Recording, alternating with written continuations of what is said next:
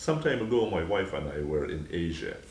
We were on a field trip in Vietnam and met this nice American girl from Massachusetts, college graduate, who, after learning that we're her countrymen, uh, asked us where our funny accents came from. I said, we immigrated to the United States from Russia.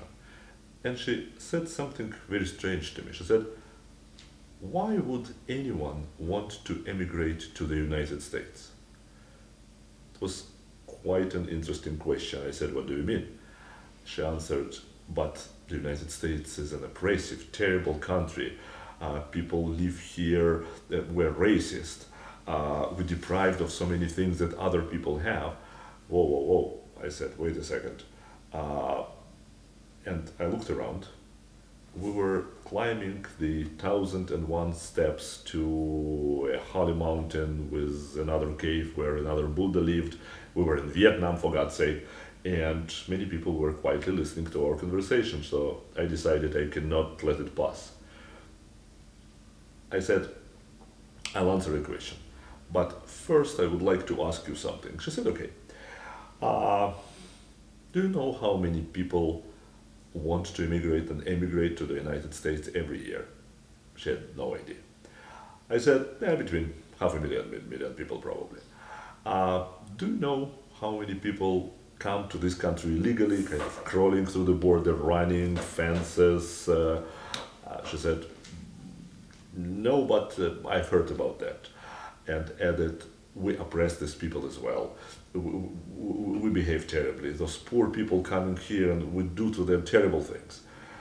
Okay, I said, maybe, but let me continue with the same train of thought. So about 1 million to 2 million people come here legally every year.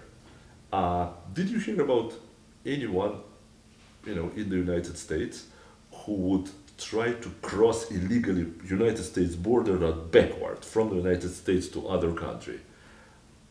She had a little bit puzzled look on her face. I said, do you know about any large group of people that they emigrate from the United States because of their terrible life here? She said, no.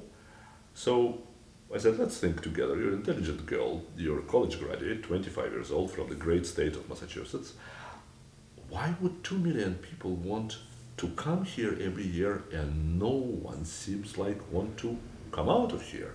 So are people that stupid? Now I saw a look of real puzzlement on her face. She never thought about that before. Do you have a car? I asked. Of course she did. Aren't anyone else? Can you travel without restrictions?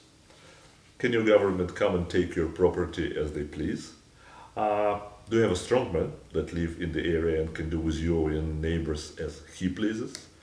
Can you sue your government? Can you and win? Can you tell to the elected official whatever you want and not be punished for that? Can you be elected? With each question she was becoming more and more puzzled. And after a minute pause, she suddenly said, so, do you think that the United States is not that bad of a country? It's one of the best, or probably the best place in the world, I said. Another pause, then, why no one told me that, she said. At school, in college, all my friends, in the magazines I read, in the radio and TV shows I saw, they always told me that we're bad, we're oppressive, we're terrible, we're worse in the world, we're killers, we're bad society, we're bad country. But what you are saying now, she said, makes sense. I believe you.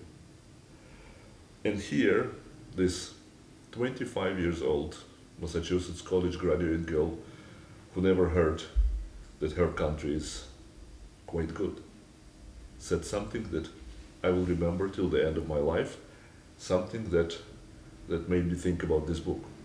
She said, do you think I can be proud of my country? We parted, and I began to think there are probably millions like her who do not know that they live in a blessed country, best in the world. how to prove them without preaching that they are the envy of the world. How to tell them things that contradict everything that they were told in their schools and their colleges by their pseudo-educated friends. Not to lecture them, but to let them come to their own conclusions. And here the idea of looking for Hugh, the Capitalist Guidebook, was born. It's a story about a boy who, much like Alice in Wonderland or Dorothy in The Wizard of Oz, going from one place to another in the imagined country, encountering different social systems, some of them from the distant past, some of them systems that dreamed of by socialists or liberals, that they're thinking about what if this thing will happen, the life would be totally different. This book shows exactly what will happen if those ideas would be implemented. This is a story of a boy that's written for adults. Read Looking for Hugh, and then tell me and others what do you think. If you like the book, please recommend it to your friends. If you don't like something, there is a place on this site called Opinions of Readers. Please make your opinions known. Have fun. I envy you. You're about to start reading the book. I cannot do it. I wrote it.